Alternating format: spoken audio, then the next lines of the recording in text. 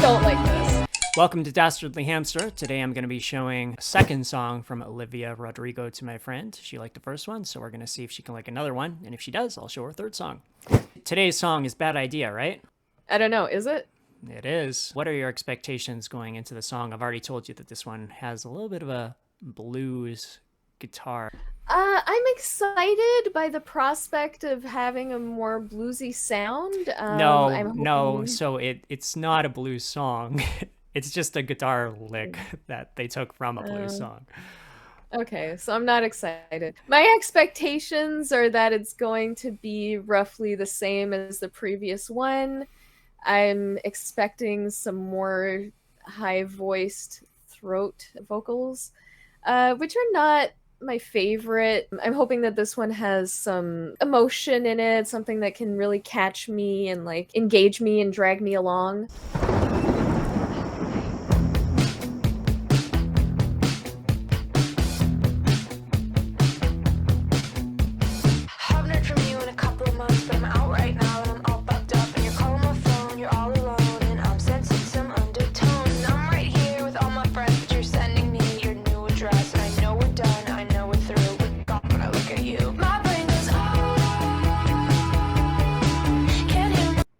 Okay.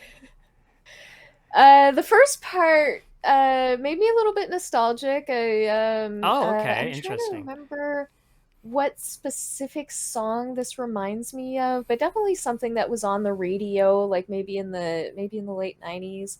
The sound of the music felt very 80s. I'm not liking where the singing is starting out. All right, we're gonna do this, but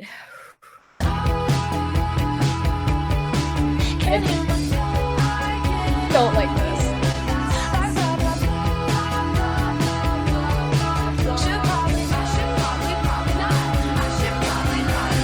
Seeing you tonight, it's a bad idea, right? Seeing you tonight, it's a bad idea, right? All right, so that I really didn't like. I guess that was the chorus. I did not like that. It's not a kind of harmonizing that I enjoy at all. Sorry, just to cut you off. Yeah. We haven't got to the chorus yet. Okay, all right. So again, I I guess specifically chose something that wasn't repetitive. So you're actually going to get 4 different parts here. Okay, all right. Before I we get to appreciate the that. yeah. I will say it is catchy. I can see why people would like it. So far, I am not in that group, but I'll give it a chance. Give it some time. I do like the quick talking, and the talking has a good beat to it. Okay. Like from a rap perspective, I think it's Seeing you tonight, it's a bad idea, right? Seeing you tonight, it's a bad idea, right? Seeing you tonight. Fuck it, it's fine. Yes, I know that he's my ex, but can't two people reconnect? I only see him as a friend. Biggest lie I ever said. Oh yes, I know that he's my ex, but can't two people reconnect? I only see him as a friend. Tripped and fell into his bed. Now I'm getting in the car, wrecking all my. The tripped and fell into his bed. That's one of my favorite lines. So in life that I already knew before, although mine may be a little more graphic when I yes, it's very nostalgic. I call it new-stalgic. So it sounds nostalgic, but it's actually new. I kind of feel like this might be part of that resurgence of 90s. That's what I'm saying. Yeah. She's bringing it back. Bringing back the 90s. Yeah, definitely. Yeah. So far, I'm just not impressed or really enjoying any of it. But there are individual pieces about it that I can appreciate. I should stop. Repeat that, Jimmy. I'll be there soon. No hitchhikers. This isn't in the actual song, this part. Okay. But I can't. And I told my friends it was asleep, but I never said where. In his sheet. I pull up to your place on the 2nd floor, and you're standing smiling at the door. And I'm sure I've seen much hotter men, but I really can't remember when. My brain goes, can't hear my phone.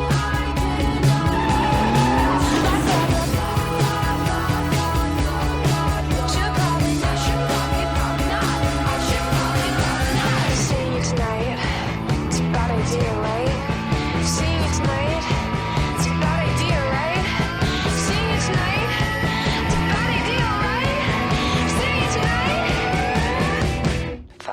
fine. Yes, I know that he's my ex, but can't you people reconnect? I only see him. So I can appreciate the video. I'm having fun with the video. Definitely don't hitchhike kids. No. It does happen sometimes that people don't die from it. Just don't do it. Right. But I can appreciate the entertainment of whatever's going on in this story. It looks like she might be going through some transportation issues in order to get to a guy's house. I hope that she gets whatever ends up being best for her. As a friend, the biggest lie I ever said. Oh yes, I know that he's my ex, but can't two people reconnect? I only see him as a friend. Just tripped and fell into his bed. Oh yes, I know that he's my ex.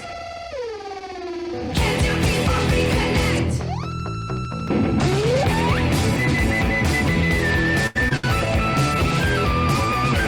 The biggest lie I ever said. I just tripped and fell into his bed.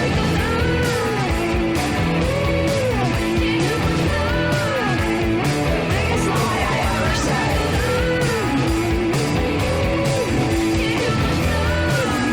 I just tripped and fell into his bed.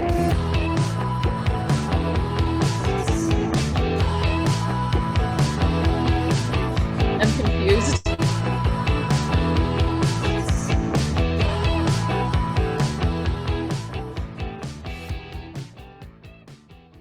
I'm confused by the end. Yeah, I don't know what was At happening first- there. The guy was like Yeah. glowing. I don't know.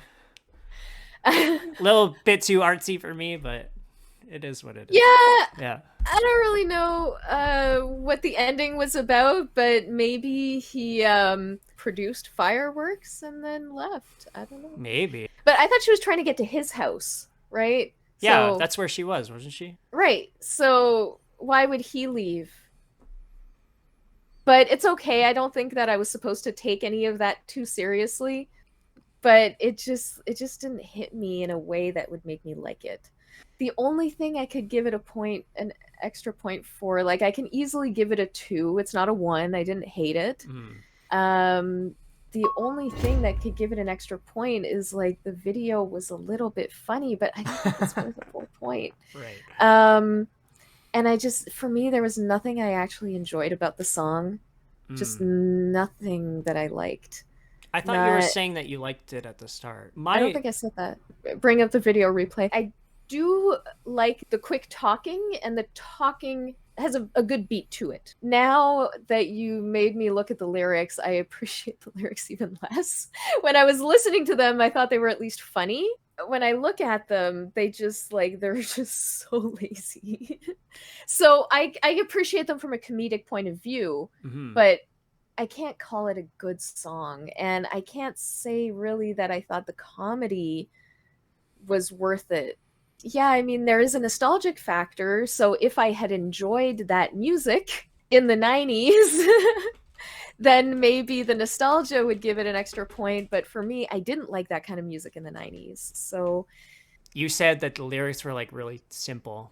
And I agree, but I've sort of changed my opinion on this. I used to be the type of person who was like, okay, a lyric should be like deep poetry or have all these double meanings. It should talk to some part of your soul that like, you won't get from a first reading, that you have to like really go dive deep into it. Now, how I sort of evaluate lyrics is how many people can relate to this and how many people are emotionally affected by this line. What I like about this song, even though I don't relate to it at all, there are certain lines in it that even if you don't know what the rest of the song is about, certain lines stick out and they stay in your memory. Like in this song, there's the line that goes, I should probably not.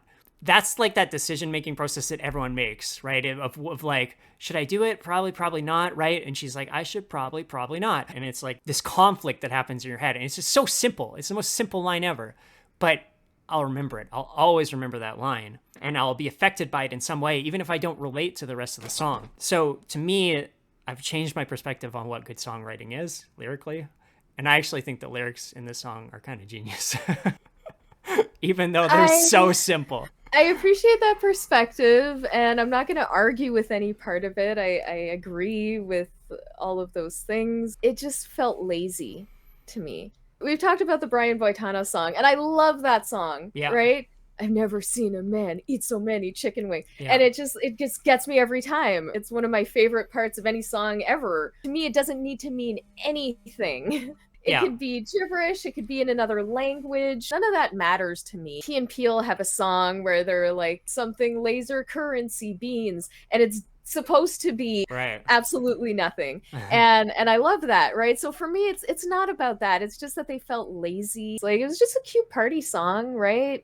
What I like about her songs is that a lot of them are self-deprecating, and this is one of them. Where I can appreciate that. it's the greatest lie I ever said, right? Like she's pretty much saying like, yeah, I'm full of shit.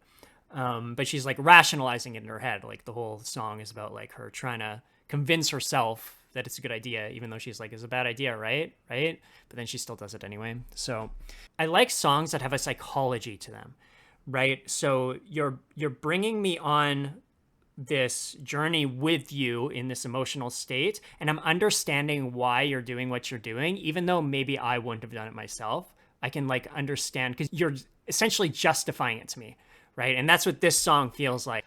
I'm trying to justify why I did this thing, right? Why I committed this crime.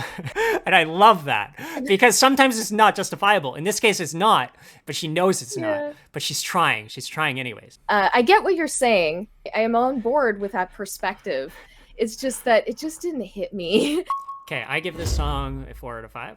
Well, that's it for us, Hamstars. Spin your wheels down to that subscribe button. And give us a dastardly thumbs up. One, I didn't notice the blues anything. I was associating it with 80s synth and 90s pop angry girl. Her song is not blues. I'm just saying like that riff sort of, it's very similar. It's just coincidence, right? Like there's a very common blues riff. I guess it's called Last Night by the Marquis.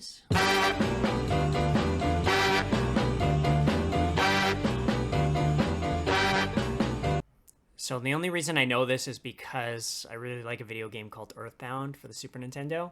And they have a group in that game called the Runaway Five, and they're like these Blues Brothers type guys. And they have a song that actually sort of ripped off of this song.